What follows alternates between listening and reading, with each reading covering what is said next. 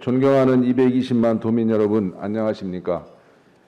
보령 출신 더불어민주당 김한태 의원입니다. 먼저 본 의원에게 5분 발언의 기회를 주신 김명선 의장님을 비롯한 선배 동료 의원님들께 깊은 감사를 드립니다. 아울러 충남 도정과 도교육 발전을 위해 노고가 많으신 이필영 행정부지사님과 김지철 교육감님을 비롯한 공직자 여러분, 특히 코로나 방역에 밤낮으로 노력 중인 관계자 여러분께 감사와 격려의 말씀을 드립니다. 본 의원은 장애인 일자리 활성화를 위한 대책을 촉구하고자 이 자리에 섰습니다. 우리 도의 장애인이 매년 늘어나고 있습니다.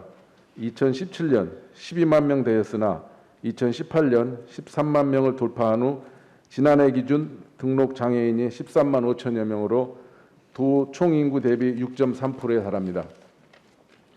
집행부에서는 대표적 취약계층인 장애인을 위해 장애인 보호 서비스 강화 및 권리 보장, 장애인 자립능력 증대와 건강 증진 등 다양한 노력을 기울이고 있고, 주무부서인 장애인 복지과의 예산은 전년 대비 248억 원이 증액된 약 2,300억 원입니다.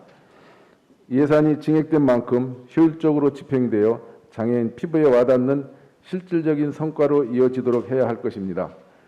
특히 장애인 가족 부담 경감을 위한 인프라 구축과 서비스를 강화하고, 무엇보다 장애인 일자리 제공 및 소득 보장을 위한 자립능력 제고에 초점을 맞출 필요가 있습니다.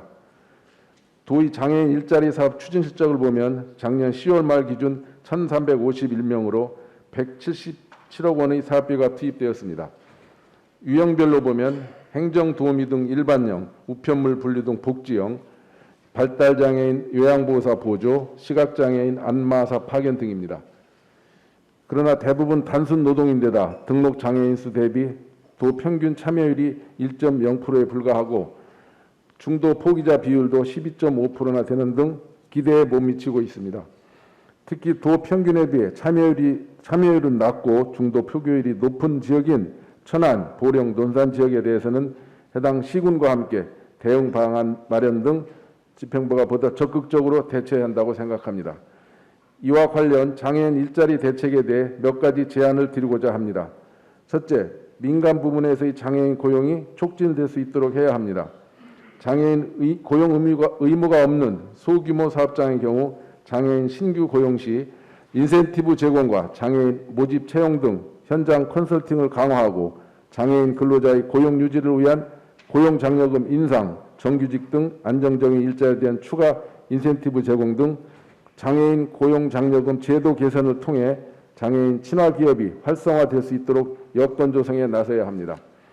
둘째, 최근 코로나로 주목받고 있는 비대면 디지털 분야에 대한 장애인 적합 직무를 개발하고 민간 기업과의 연계를 통해 기업 수요에 맞는 장애인 일자리 창출에 집중해야 합니다.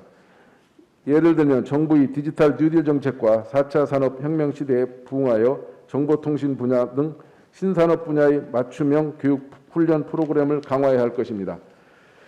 기술 분야 장애인 인력 확대를 위해 장애 학생의 이공계 진학 등을 적극 지원하는 것도 필요합니다. 마지막으로 공공 부분의 경우 공공기관의 경영평가 강화, 초과 현원 허용 장려 등을 통해 장애인 고용을 확대하고, 이들 기관에 대한 장애인 고용 컨설팅 집중 지원과 직업재활시설의 장애인 일자리 사업 연계 확대 등 공공 분야에서의 선도적 역할을 강화해야 합니다.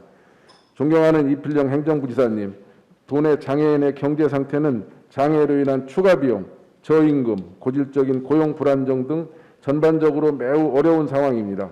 이러한 문제를 극복하기 위해서는 장애인별 맞춤식 일자리 대책 활성화를 통해 소득 증대를 통한 자립 기반을 조성해주고, 직장 및 사회활동을 통한 건강 증진과 활력 있는 생활을 할 수 있도록 지원해야 합니다.